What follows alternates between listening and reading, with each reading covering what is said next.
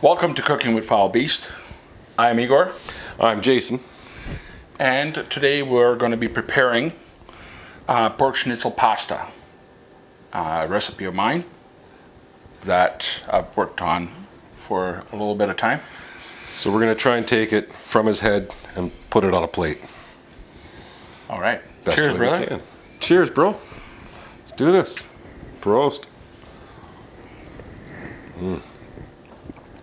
Oh, Jägermeister. Never gets any better. All right, let's All do right. this.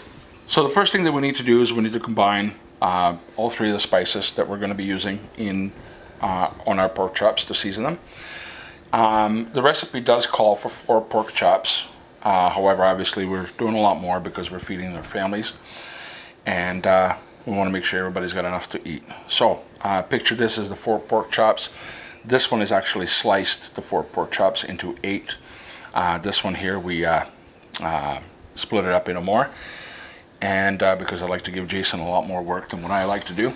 I'm okay with it. Anyway, so we're going to start. So first we're going to mix. Obviously our recipe is slightly adjusted to reflect the fact that we have more meat. So Before we put this on, we got to oil our meat so it has something to stick to. I'm going to try this spritzer. It doesn't. just a very light cover, and then we put the oil on it again afterwards because we're trying to actually seal the stuff into it. Just brush over these when you're done, just to move them Oh, around. you don't like the spritzer? Well, it doesn't spritz. It kind of like just a sprays.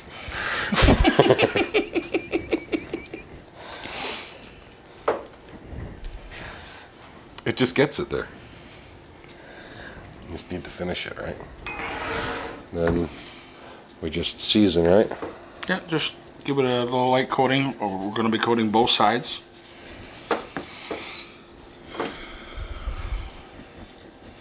And before we flip them, we're going to give them a little bit of olive oil again, because I believe in rubbing this in and give it a good solid coat. Alrighty. We'll give her a squirt. Now we're flipping them and doing it again, right? That's right.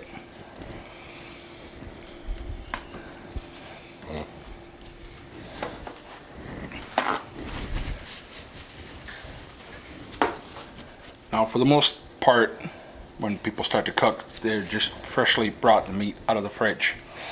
Pork, in particularly, likes to have a little bit more time to relax a little bit. So, once you season them, and once you get everything done, I'm just going to use up the rest of whatever seasoning we have. Here, I like my meat a little bit more seasoned. You generally want to let pork rest before you start cooking it, just to give it a little bit more time to sort of relax. It gives you a softer, slightly softer piece of meat to chew on, which Nice. is what I tend to appreciate. Alright. Alrighty, so we're going to let these rest, and we're going to be back on the stove when it's time to cook them. Alright. So, here we're going to have to turn on the heat. We're going to take it to medium heat. We're going to put a little bit of lard in each one of these, so that way we can frazzle them nicely. We're going to start our water. We're going to use a teaspoon of salt. Coolest little thing. All right. Get this going. Pans are warming up. We want to get that nice sear in those pork chops first. So we're going to take the pork chops. We're going to see how she fuzzed? She's ready. So we're going to put them flour side up. First one I dropped. So, my bad. So they're supposed to look more like that. But we're going to flour one side and get the seasoning in there for the gravy. Now, because some of the pork chops have bones and some of them don't, we're sort of mixing them between the two different kinds of pork chops into a pan, just because of the different tastes. We want them to be sort of unilateral, to speak. So the bones will give off some good flavor. That is already starting to smell good. Isn't it? Oh. All right, let's swap these guys.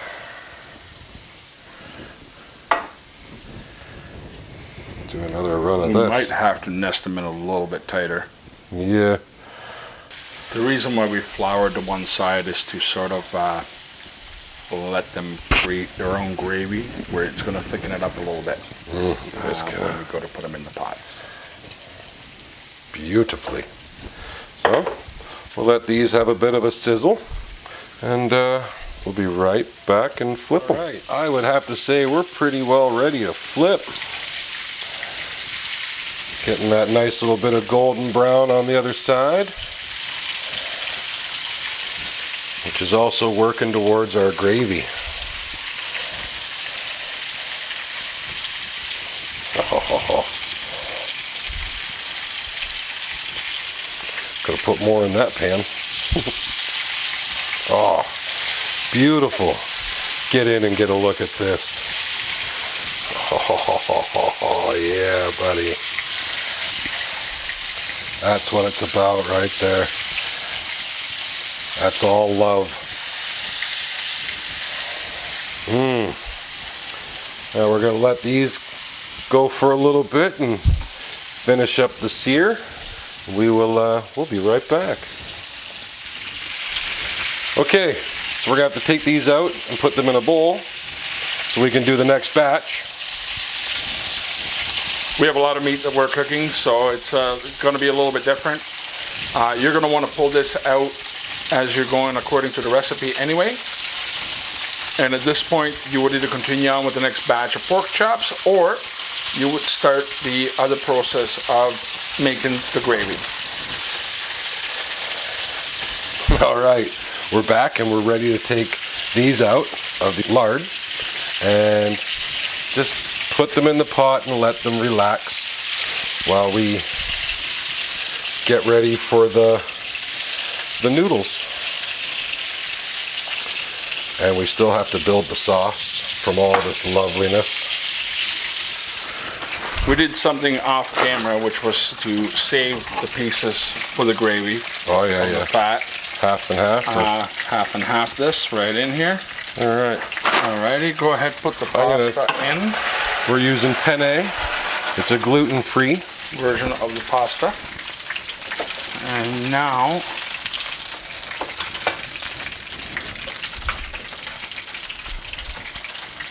we'll be back once we're prepared for putting all the sauce stuff in.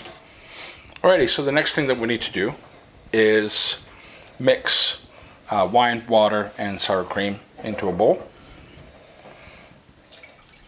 with some mustard. With some mustard, which I already have in there.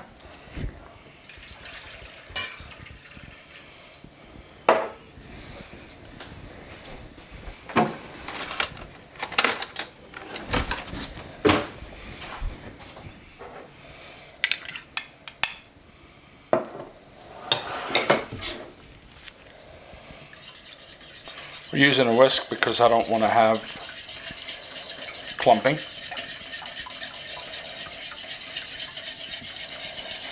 Gets it nice and silky.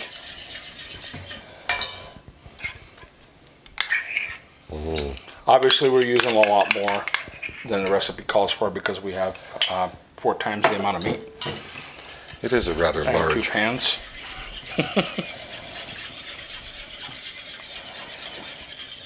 Alright, we'll be back in a moment.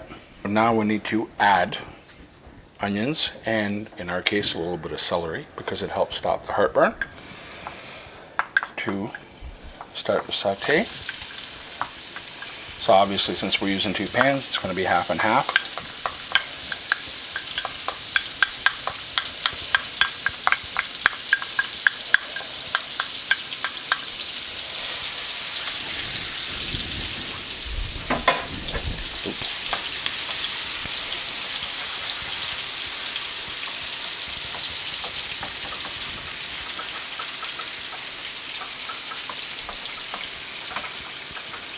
Oh, that looks lovely already.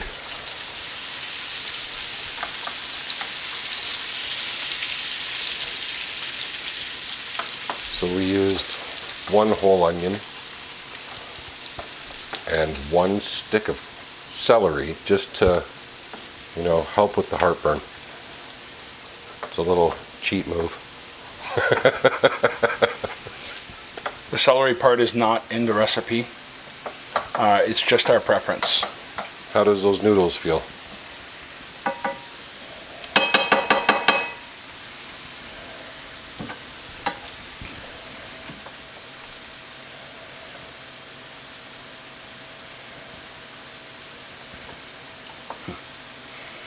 When I finally do chase one down. Almost al dente?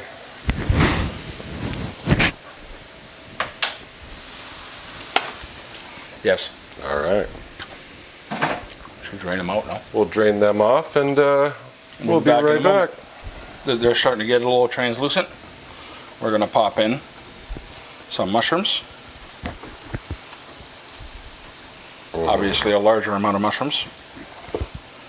It's just 1 whole pack that's been sliced.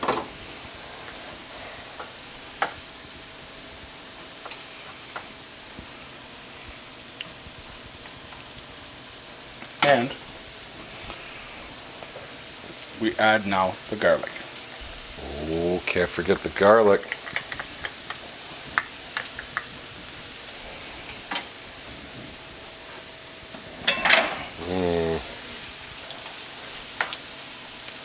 Saute those up.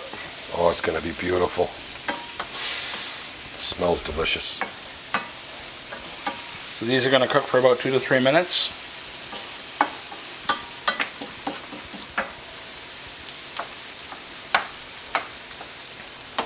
And then we're going to assemble the sauce. Bring on the sauce. Oh, ho, ho, ho, ho, ho, ho.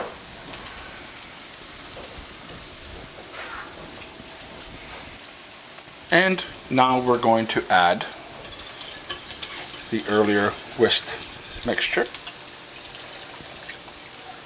I'm going to try to do this half and half.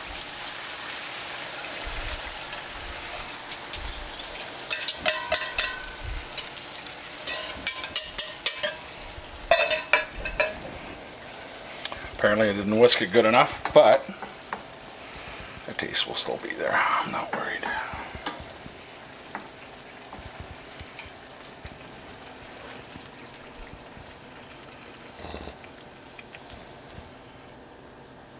Oh, it sounds so good.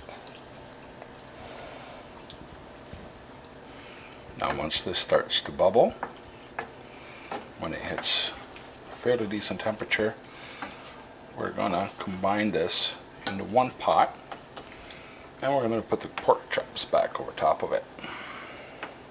Oh, and let them Simmer for a little bit. simmer in the sauce. Oh, nothing like compounding your flavors. Now for some that have lactose intolerance, this sauce could also be done with just water and wine, and it'll be pretty flavorful. Or you can buy sour cream, which is lactose free, which is what we're using. We're going to get ready to start combining this into one pot. 2 pans, 1 pot.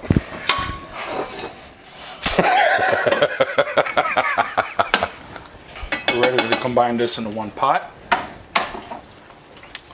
I like using this because it cleans up everything.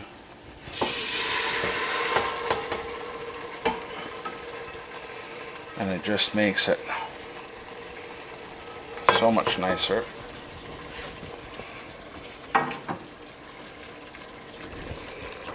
And I need this on low. So this we're only putting down on low.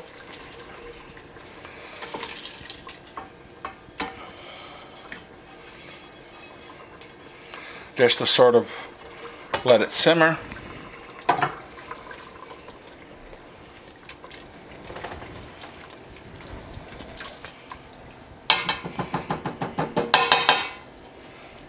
And we're going to add the pork chops back into the mix.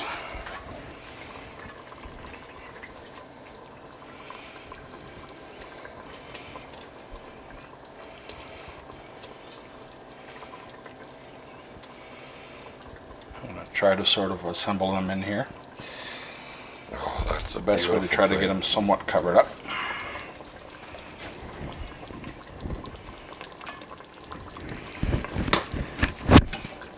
Oh yeah, there you go. You got the gloves on for a reason, bro. That's right.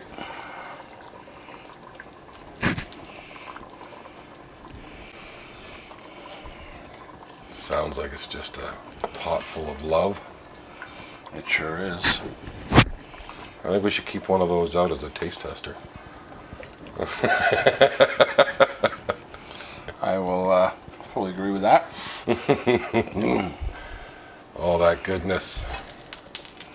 Alrighty.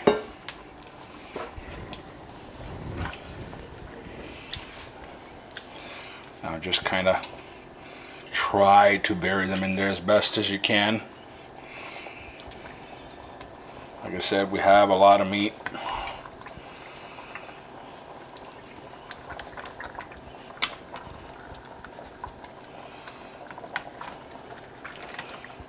I want to make sure that nothing really sticks to the bottom. And we want to make sure that they're somewhat covered as you pull them out. I'm getting in and underneath here just to kind of make sure that I try to bury as many of these as I can into the sauce. Without knocking off too much of the breading. That's right. But that flour breading mix just makes a thicker sauce, right? That's right. Sauce is absolutely beautiful. All the meat's in there, it's all nice and covered. And the next thing that we're going to do is we're going to plate it and try it. All right. So now we're going to plate this up by putting a little penne down on the plate. We'll do this one. All right, nice little helping. Enough so that there's enough to go around. Then we're going to take pork chop or a schnitzel. So we're going to put at least 2 of these schnitzels on each plate, right? And then we're going to ladle on a little bit of this sauce and put some of that goodness on there. Oh yeah, buddy.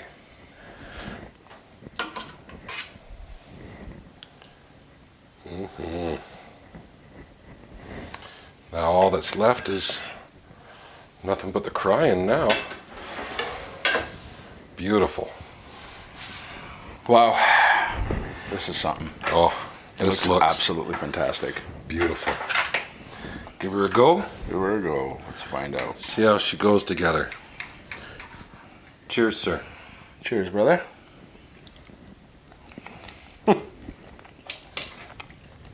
That's it right there. I'll never be a skinny chef. Absolutely not. Not if I can help it anyway. Oh man. Wow. This is just fantastic. That sauce sticks to everything just perfect. Could not ask for more. That's a date night special right there. That is just absolutely fantastic. Alrighty. The recipe is going to be posted down below. You've been a part of another episode of Cooking with Foul Beast. Go check it out. Jason, this is amazing, and I can't wait to eat it. Oh, So, good job, bro. Absolutely amazing. Let's do it again. Well, yeah, we should cut this out so we can sit down and smash this. Right? Oh, wow. Or we can just let them watch.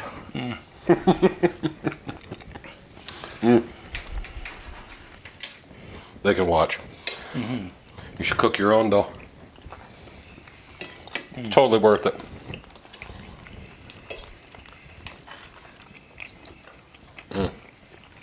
gorgeous. All right, enough of them. I'm going to eat. Get it done. I'm not even going to bother moving.